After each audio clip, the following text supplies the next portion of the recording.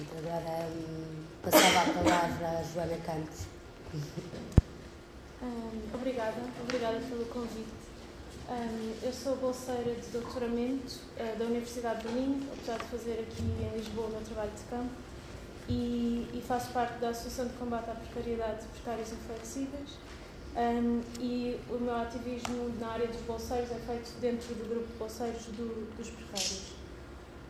Então, se calhar, eu vou começar por dar um bocadinho uma visão do que é... O João falou muito da visão dos estudantes enquanto ainda estão a tirar o curso superior.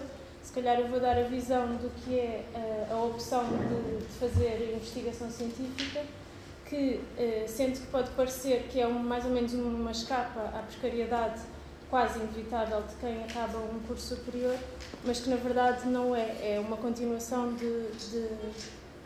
desta falta de alternativas que nos estão a oferecer agora.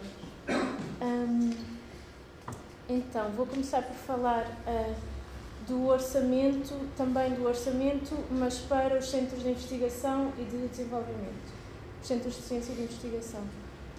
Em Portugal, apenas 1,5% do PIB neste último orçamento foi dedicado à investigação, portanto à ciência, e a maioria deste financiamento vai todo para a Fundação para a Ciência e Tecnologia, que é a principal instituição que confere bolsas de doutoramento e de pós-doutoramento. Mestrado já nem sequer dão, claro. No resto da Europa, na maioria dos outros países da União Europeia, este valor está em 2% e há neste momento uma luta europeia para se atingir os 3%. Em Portugal vamos em 1,5%, portanto não tem nada a ver com o cenário no resto da Europa. Neste último orçamento de 2013, o orçamento para a Fundação para a Ciência e Tecnologia aumentou, apesar do número de bolsas para doutoramento que foram aceitas ter diminuído. E ao mesmo tempo que isto acontece, portanto, houve uma massificação do ensino superior desde o 25 de Abril, não é? Mais nas últimas décadas, mas o que está a acontecer é que então há uma série de pessoas que estão interessadas em seguir para a investigação e que teriam toda a possibilidade de o fazer e que até deveriam ser encorajadas a fazê-lo, mas a FCT não dá bolsas a todas estas pessoas. Por exemplo, no último concurso, apenas 1/3 das pessoas que se candidataram e que obtiveram bolsa. É uma discrepância enorme. E, portanto, o que está a acontecer é que é muito difícil entrar neste circuito extremamente elitista do que é a investigação científica.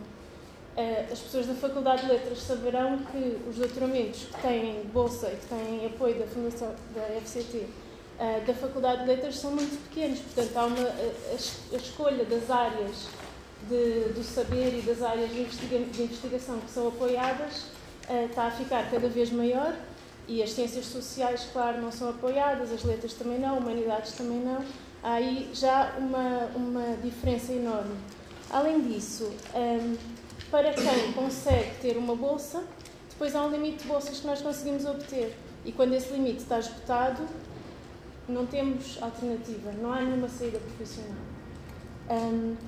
Portanto, podes tirar o teu doutoramento, a seguir podes conseguir ter uma bolsa de pós-doc, tens outra, e depois a seguir não há qualquer saída profissional.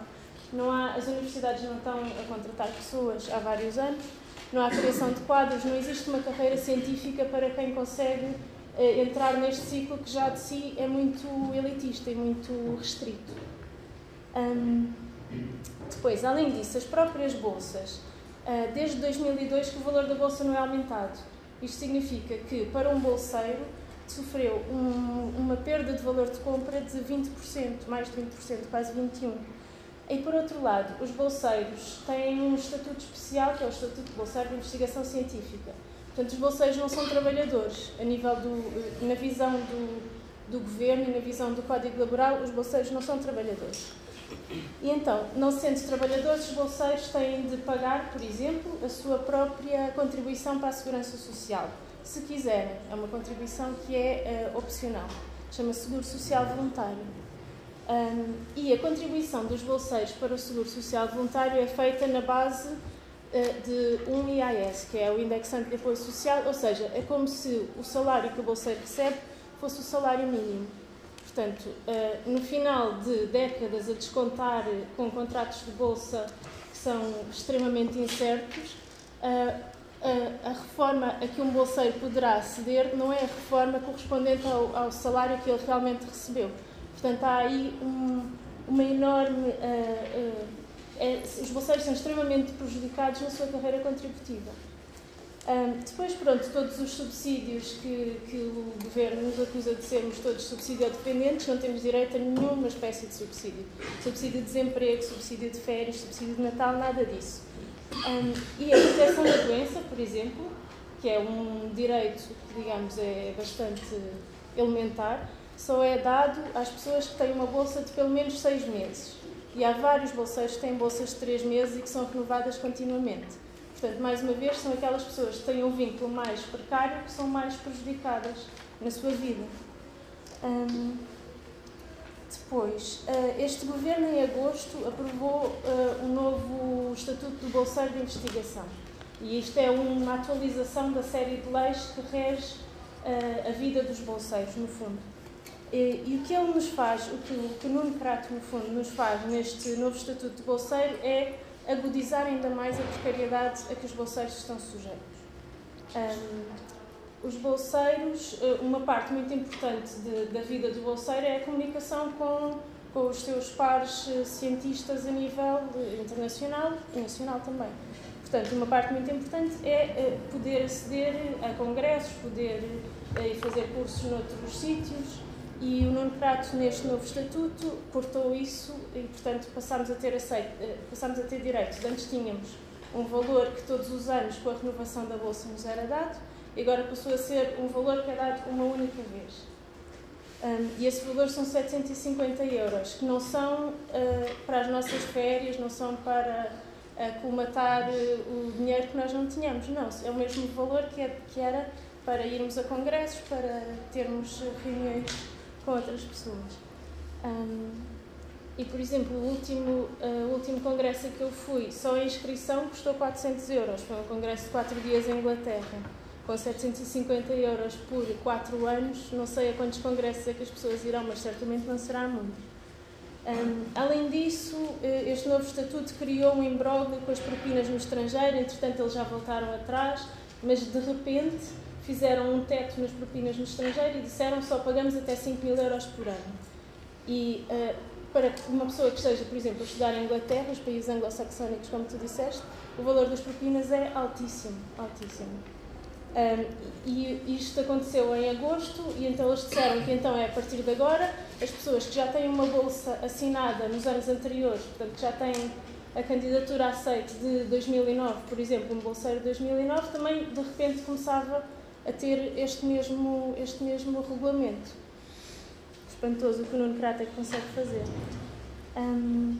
E, portanto, perante este cenário, mesmo as pessoas que acabam o curso superior, que se querem dedicar à investigação, que conseguem ter um número limitado de bolsas, quando acaba esta bolsa, quando se fartam de viver nesta incerteza, nesta precariedade, evidentemente que os valores da fuga de cérebros que existem em Portugal não são de todo surpreendentes.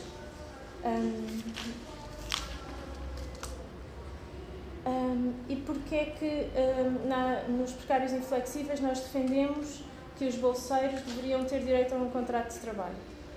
O artigo 12º do Código de Trabalho enumera as razões que dariam, teoricamente, automaticamente, direito a um contrato de trabalho. E se nós formos a ver, a maioria delas, se não todas, são cumpridas pelos bolseiros. Então elas são ter um local permanente e esse local de trabalho pertence à entidade patronal, certo? Os equipamentos e os instrumentos que são utilizados no seu trabalho pertencem à entidade patronal, certo? Tem um horário de trabalho, certo? Tem um salário mensal que recebe com uma regularidade, a não ser que a FCT se atrase, também faz sentido. Depois ter uma hierarquia de trabalho. Também acho que isso é cumprido. E, portanto, o que acontece com este... Nós, teoricamente, olhando para isto e olhando para o Código Laboral, os bolseiros de investigação científica cumprem todas estas regras.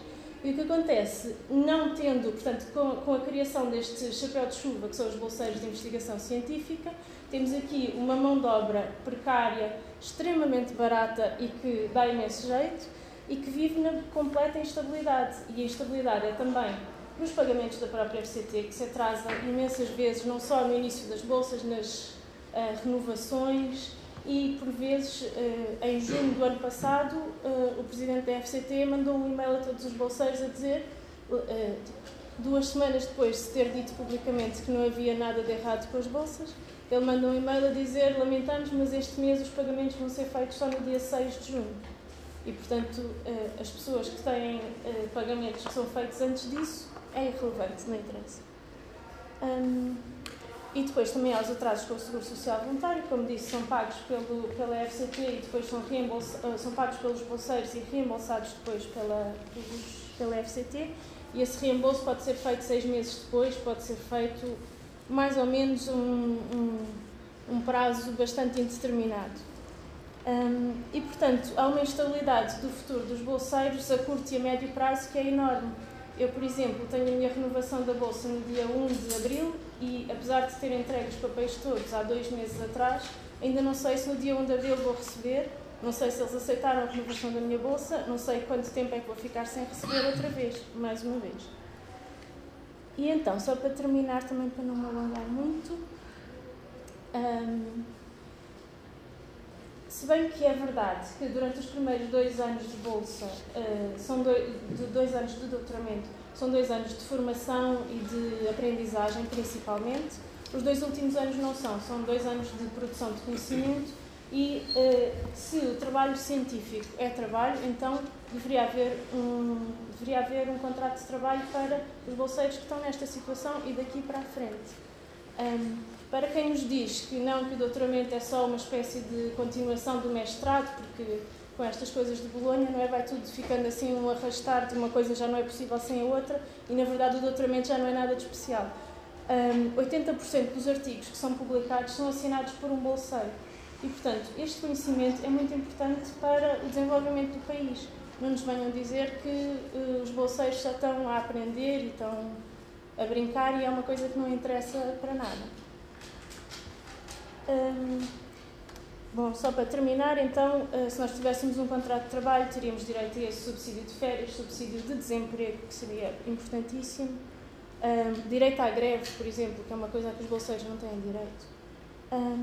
E, finalmente, nós defendemos, então, a ratificação de uma estrutura, que é a Carta Europeia do Investigador, e que defende, sim, que os bolseiros devem ter contrato de trabalho e que devem ter um direito a uma carreira científica e a evolução na carreira.